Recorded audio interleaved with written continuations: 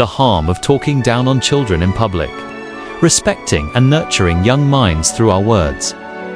Introduction. Hi everyone, welcome back to my channel. Imagine this, you're in a public space, maybe a supermarket, a school event, or a family gathering. A child makes a mistake. Maybe they drop something. Ask a question we feel they should already know the answer to, or act out in a moment of excitement. Then, a parent or guardian responds sharply, perhaps with words like, "Why are you so clumsy? You're embarrassing me. You never listen." Most of us have witnessed this. Some of us may have even done it ourselves, sometimes without realizing it. But have we ever stopped to think about what those words do to a child? Not just in that moment, but in the long run. Today, I want to shed light on a topic that is often overlooked. The impact of talking down to children, especially in public, and why we must be intentional about how we communicate with them. Understanding the damage of public shaming. Talking down on a child is more than just a moment of frustration. It is an experience that leaves a lasting imprint on their emotional and psychological development. It erodes self-worth. Words spoken by caregivers, parents, or authority figures become the foundation of a child's self-perception. When we belittle them in public, we send a message, "You are not enough." Over time, children internalize these words and begin to doubt their abilities. Instead of feeling encouraged to do better, they start believing that they are incapable or unworthy of respect. It creates a fear-based mentality. Correction should guide children toward better behavior, but public humiliation instills fear rather than understanding. A child who is repeatedly criticized in front of others learns to associate mistakes with embarrassment. Instead of being willing to learn, they develop anxiety, self-consciousness, and even social withdrawal. Destroys the parent-child bond. Trust is the foundation of any healthy relationship, and that includes the bond between parents and children. When children feel safe, they confide in us, seek guidance, and value our words. But when they expect criticism, especially in front of others, they withdraw emotionally. They may start hiding their mistakes out of fear, which can lead to dishonesty or secrecy. As they grow older, encourages negative behavior rather than correcting it.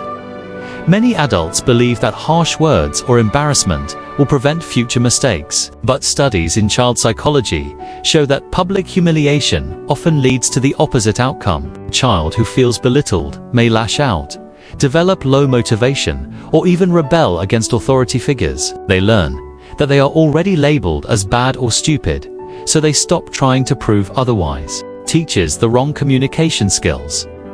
Children learn from what they see and hear. If they are spoken to with ridicule, sarcasm, or anger, they begin to adopt the same language in their own interactions. They may start treating siblings, peers, or even their future children the same way, creating a cycle of negative communication. The right way to correct a child: encouragement over embarrassment.